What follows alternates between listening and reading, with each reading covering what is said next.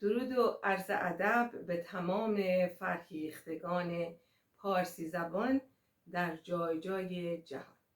اینجا سیبنار است، جایی برای مکسی کوتاه و شاعرانه میان دغدغه‌های زندگی روزمره.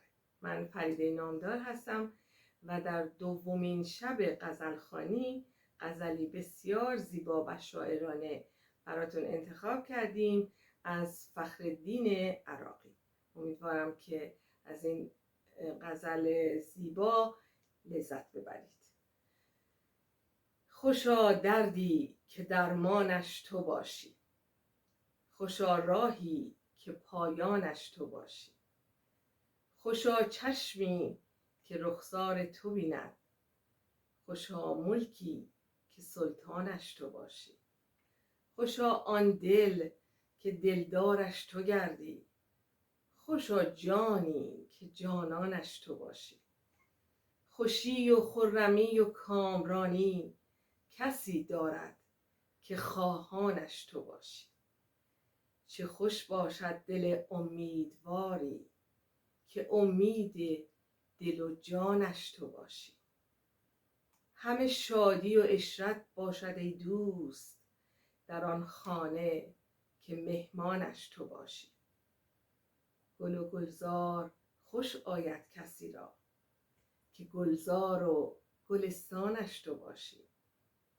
چه باک آید ز کس آن را که او را نگهدار و نگهبانش تو باشی. مپرس از کفر و ایمان بیدلی را که همه کفر و هم ایمانش تو باشی.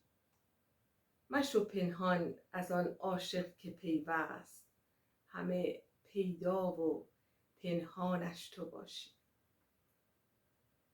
برای آن بهتر که جان بگوید دل بیچاره تا جانش تو باشی. عراقی طلب درد است دائم به بوی آن که درمانش تو باشی. ممنون که در این دومین برنامه سیبنار همراه ما بودید. امیدوارم که از این غزل زیبا لذت برده باشید و ایام به کامتون باشه. در شب‌های بعدی غزل‌های زیبایی از شاعران بزرگ دیگه براتون خواهیم خوند و تا اون موقع شما رو به خداوند بزرگ میسپارم.